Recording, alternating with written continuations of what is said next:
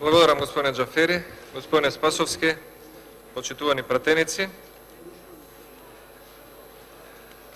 Најпрвен би сакал да поставам едно прашање кое што е многу актуелно за македонската јавност, а тоа е дали и колку се безбедни кандидатите за председател на Република Македонија. Ние овде можеме да говориме за тоа што се случувало пред 3 години, пред 4, пред 8 години, но важно е многу што се случува денес и дали господинот Пендаровски во својата пријава до МВР пријавува тајна служба, како служба која го следи, или пријавува лица од Твитер кои што го следат. Затоа што видовме дека само во рок од 4-5 дена имаме различни 4-5 изјави. Првата изјава на господинот Пендаровски е дека ме следи тајна служба 24 часа дневно. Потоа следува негово пријавување, тврди дека таа тајна служба е поврзана со опозициона партија, потоа дава изјава дека споменал служби, но никогаш не го користел терминот тајна служба, потоа имаме изјава од премиерот дека се работи за интерес на граѓаните какво возило вози господинот Пендаровски, за на крајот да имаме изјава од министерот за внатрешни дека се работи за Твитер служба, односно за 2 профили на Твитер кои што објавиле фотографии во кои што господинот Пендаровски е сликан во возило поинакво од она што го пријавил дека го поседува Југо 45. Дали во една држава во која што главниот државен НАТО координатор изјавува дека не се чувствува безбедно и е следен од тајна служба 24 часа дневно, може да се очекува да имаме безбедни и нормални претседателски избори. Ова прашање, кое што денес повторно господинот Пендаровски го одговори и вика тоа е за мене завршена тема, сметам дека треба да биде тема на сериозна анализа во Министерството за внатрешни работи. Да се утврди дали постои тајна служба или пак господинот Пендаровски, сакајќи да се представи како жртва и да дефокусира јавност, измислува служби се со цел да му помогне тоа во изборната кампања. Но и во двата случаи не би било коректно ниту корисно за граѓаните. Втората работа за неселективната правда. Градоначалникот, кој што во Република Македонија е пример за селективна правда, е господинот Боро Стојчев, шверцер на цигари, криумчар, долги години, член на СДСМ, кој што беше фатен во шверцување на цигари, со влијание на СДСМ беше преправена кривичната пријава да не биде криумчарење, туку да биде криумчарење во обид, беше осуден на 18 месеци затвор, за на крајот, бидејќи е близок пријател на СДСМ, на премиерот, на министерот, да одлежи само 5 месеци, од кои што 2 во притвор. Сметам дека овој градоначалник е парадигмата, е символот на тоа како се однесува еден функционер на СДСМ и како после правдата се злоупотребува, законите се менуваат, на судиите и на обвинителите се врши притисок или се прават ургенции, за после да имаме на крајот исход кој што е поволен за оној кој што го прекршил законот. Затоа сметам дека Боро Стојчев, поранешниот градоначалник на СДСМ од Ново село, е примерот за селективната правда на МВР, на обвинителството, на владата и на судовите. Министерот го спомна убиството на Мартин Нешковски. И сметам дека тој случај заслужуваше и тогаш и сега должно внимание. Сторителот замина во затвор и мислам дека беше срдечно пречекан таму и поздравен после известно време од сегашниот премиер. Но се поставува прашањето зошто животот на убиениот, неправедно убиениот Мартин Нешковски е повеќе или помалку вреден од животот на Мартин Јанушев. И зошто убиецот на Мартин Нешковски се наоѓа во затвор, а убиецот на Мартин Јанушев го нема. Сега ќе ви кажам што напише еден провладин новинар за време на убиството на Мартин Јанушев. се случува убиство во близина на главната железничка станица, пред домот на спортистот, фудбалерот Мартин Јанушев, чиј брат е висок функционер во МВР и ги знае добро работите како се одвиваат. За потоа неколку дена да нема ниту пријава, ниту осомничен, ниту потерница за извршителот и за нарачателот на убиството. Провладиниот новинар пишува дека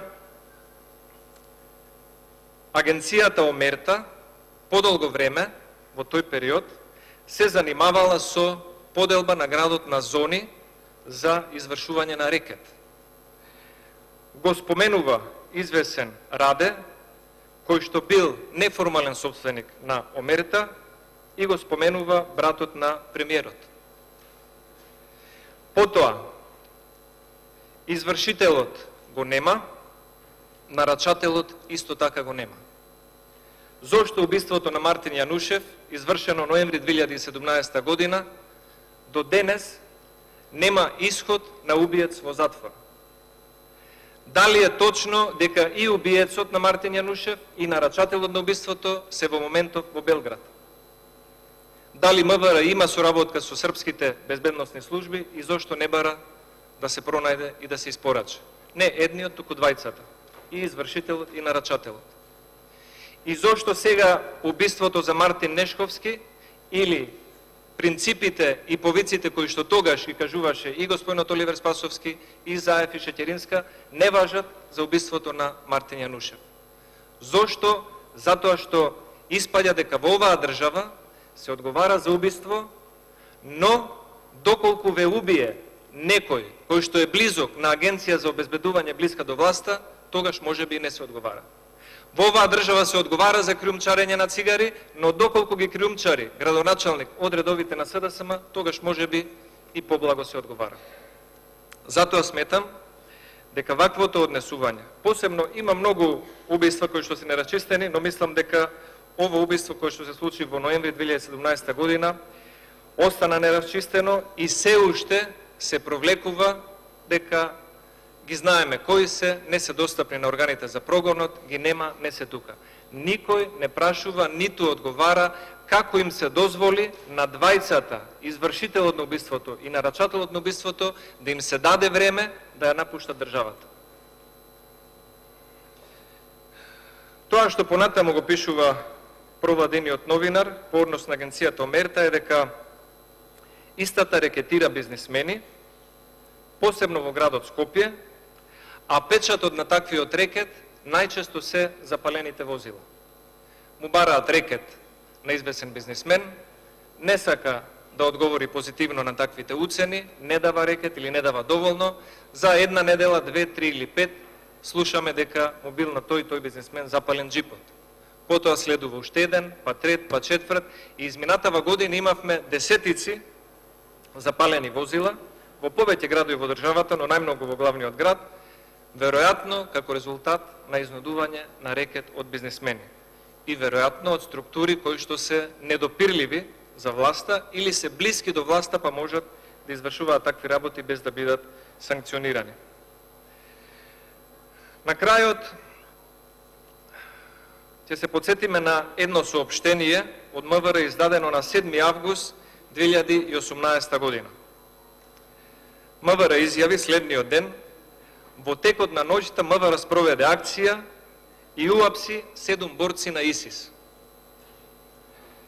За потоа да дознаеме после ден-два дека МВР не спровело акција, туку дека тие 7 борци кои што биле на фронтот во Сирија биле донесени, уапсени во Сирија, донесени со странски авион на аеродромот во Скопје и превземени од страна на МВР.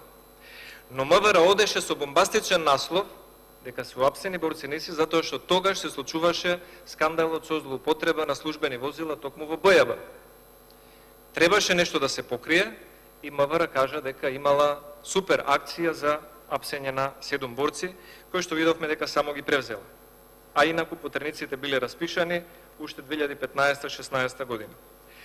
За овие денови, 15 февруари, да имаме повторно соопштение од МВР дека превенирале терористички напад во Република Македонија, за што своји соопштенија дадоа и Американската амбасада и Министерството за надворешни работи на соседна Бугарија, но гледаме дека нема никаква информација за тоа кои терористи се уапсени, дали се во притвор, дали се опасни, дали има уште. Од МВР немаме никаква информација која што е важна не само за граѓаните, дали се безбедни, туку и за соседните држави кои што им препорачуваат на своите граѓани да бидат внимателни. Затоа сметам дека ваквото злоупотребување на МВР да се биде прегласен кога нема потреба, односно власта има потреба да зацкрие некој скандал, и да се биде тивок и да не се даваат информации кога има потреба јавноста да знае дали навистина во државата постои закана реална од луѓе блиски до ИСИС и до радикални верски структури, тогаш МВР не дава никакви податоци. Тоа упатува на заклучок дека МВР постапува селективно. Преувеличува случаи кои што се незначајни, кога власта има потреба да дефокусира внимание, и не дава информации за случаи кои што се значајни. Завршете со мислата. Да знае дали е безбедно. Благодарам многу. Министерот